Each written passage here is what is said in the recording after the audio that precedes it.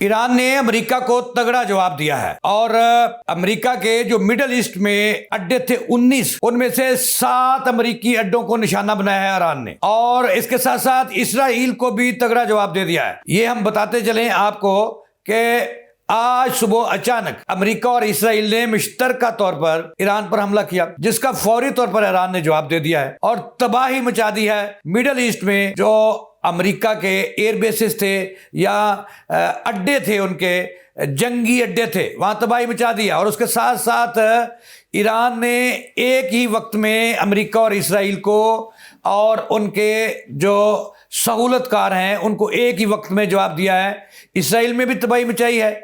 तिल एब के मुकाम पर जो इसराइल का दारुल हुकूमत है वहाँ भी तबाही मचाई है। और इस वक्त अफसोसनाक इसमें यह है, आज के प्रोग्राम में हम आपको बताएंगे कि इसराइल इतना जालिम कसाब है कि उसने ईरान के शहरी आबादी को भी जो है वो निशाना बना रहा है। और एक स्कूल, बड़े स्कूल को तेहरान के अंदर निशाना बनाया गया है, जहाँ पे तलात ये है कि दर्जनों बच्चे अल्लाह को प्यारे हो गए हैं इन हमलों के नतीजे में। नाज़रीन अस्सलाम वालेकुम, इय्याका नअबुदु व इय्याका नस्तईन इहदिनस सिरातल मुस्तकीम। मैं जावेद इकबाल। नाज़रीन, बड़ी अफसोसनाक खबरें हैं आज के प्रोग्राम में, जो हम आपको जो इस वक्त इसराइल और अमेरिका ने ईरान पर बड़े हमले किए हैं उसकी ताज़ा तरीन सूरत हाल जो है वो हम आप तक पहुँचा रहे हैं, लम्हा बिलम्हा पहुँचा रहे हैं। अब तक सुबह से लेके अब तक क्या सूरत हाल है, कितने हमले जो है वो इसराइल और अमेरिका ने किए हैं, उसमें कितना नुकसान हुआ है, कितनी जानें गई हैं, ये भी इतलात आ रही हैं कि जो नेशनल गार्ड्स है ईरान का, उसका जो चीफ कमांडर है वो भी इन हमलों में शहीद हो गया है। इसके साथ साथ जो इसराइली और अमेरिकी अदारे हैं वो दावा कर रहे हैं कि उन्होंने पहले ही हमले में बड़े नतीजे हासिल किए हैं। लेकिन दूसरी तरफ ईरान कैसे जवाब दे रहा है, ये तमाम सूरत आज के प्रोग्राम में हम आपको बताएंगे। नाज़रीन, अफसोसनाक खबर जो मैंने आपको दी सुबह सवेरे, लम्हा न्यूज़ ने आपको दी। और अल्हम्दुलिल्लाह जो मैंने लम्हा न्यूज़ ने एक प्रोग्राम किया था कि ठीक 10 दिन बाद, और बाद में फिर ये किया था कि नहीं, इसमें तोसी हुई है 15 दिन बाद, पेशन गोई की थी कि अमेरिका और इसराइल मिलकर मुश्तरका हमला करेंगे, ईरान पर निशाना बनाएंगे। वही हुआ आज कि अमेरिकी जो है इन पे जो यहूद और हनूद जो तबार करता है वो अपने अब्बे का ही नहीं है। मैं आपको सच्ची बात कहता हूँ।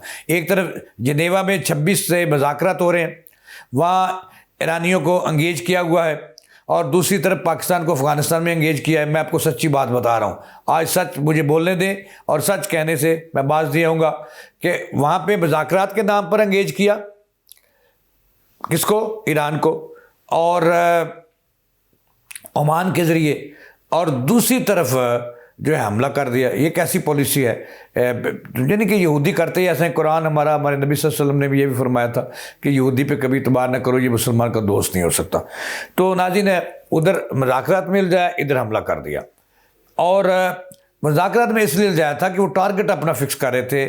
पहला जो हमला है, जो पहले मिसाइल दागे हैं इन्होंने, और उसके बाद दूसरे हमले में जब इसको नताइज नहीं आए तो इन्होंने जहाज़ चाड़े, जंगी जहाज़ चाड़े इसराइल ने, जिसमें कुछ इसराइल के जहाज़ थे, कुछ अमेरिका के थे। उन्होंने सीधा जो है वो जो तेहरान का वस्त है, जो मशरकी तेहरान है, वहाँ जो कंपाउंड है supreme commander of Iran ayatollah खामनाई का जो कंपाउंड है, उसकी रहशगाह है, उनके दफ्तर हैं, उसके इर्द गिर्द 7 इन्होंने इसराइलियों ने, अमरीकियों ने ख़तरनाक तरीन मिसाइल मारे हैं, जिनसे कोई थोड़ी बहुत शहादतें हुई हैं, लेकिन बड़ी कोई अब तक खबर नहीं है कि वहाँ मेजर कोई जो है ना वो अब तक जो तलात हैं कि इन्होंने जो अचानक हमला किया, जो इन्होंने टारगेट लिए हुए थे, इन्हें ये तलात थी कि इस वक्त खामनाई साहब जो हैं वो एक बड़े इजलास की सदारत करेंगे और अपने कंपाउंड के बाहर होंगे। यानी कि पाकिस्तानी टाइम के मुताबिक जो है उन्होंने ये टारगेट फिक्स था कि 11 से 11:30 वहाँ पे मौजूद होंगे। और ईरान का वक्त देख लें, वहाँ पे इजलास की सदारत करेंगे। एट उसी वक्त उन्होंने मिसाइल हमले किए इसराइल और अमेरिका ने, और 7 मकामात पर उन्होंने जो खामनेई साहब का जो कंपाउंड था उसके इर्द गिर्द 7 निशाने लिए, 7 मिसाइल मिले, लेकिन अल्लाह के फजल से वो अब तक महफूज हैं। उनकी ज़िंदगी महफूज है, लेकिन जिसको अल्लाह रखे उसको कोई नहीं कुछ कर सकता, ये ट्रंप को पता होना चाहिए। अब उसके बाद जब उन्हें ये इत्तला मिली कि उनके जो मिसाइल थे ये हदफ पे नहीं गए, जो वहाँ की रजीम चेंज थी वो नहीं हो सकी और बड़ी क़यादत उनकी ज़िंदा है, तो फिर उन्होंने दूसरा अटैक किया तेहरान पे जहाज़ों, बमबार जहाज़ों की मदद से बहुत बड़ी बमबारी की और सिविलियन आबादी पर भी उन्होंने बम बरसाए।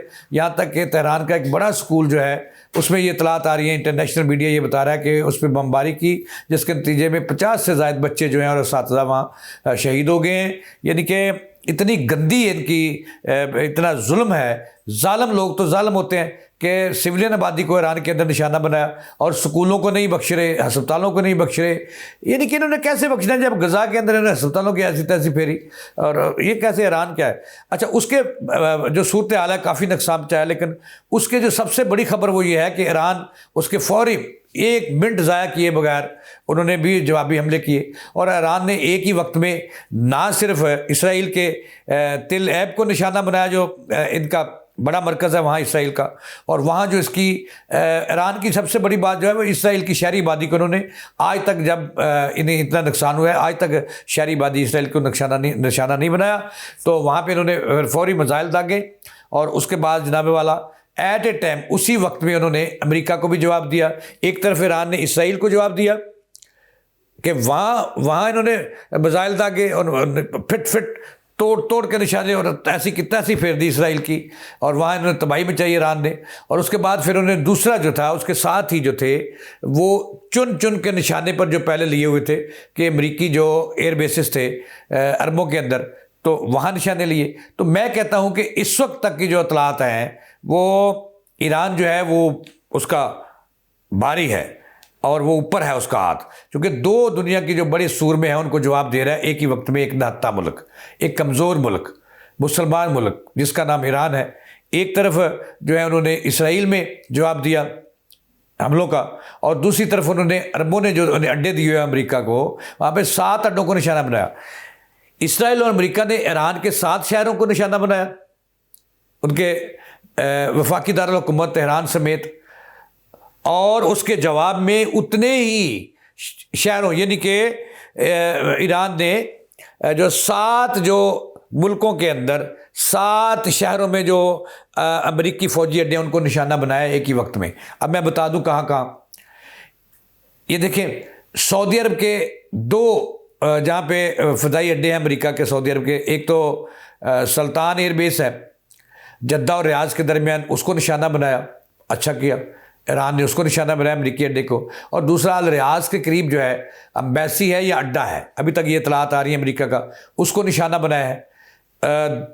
तीसरी तरफ कतर में जो अल हदीद एयरबेस है, इसका सबसे बड़ा एयरबेस, उसको निशाना बनाया। अगरचे 2 से 4 मिसाइल जो थे उनको रास्ते में ही वो नहीं पहुंच सके, उनको रास्ते में ही उड़ा दिया गया अमरीकियों ने। उसके अलावा जो बहरीन है वहाँ इसके जो एयरबेसेस हैं उनको ईरान ने निशाना बनाया।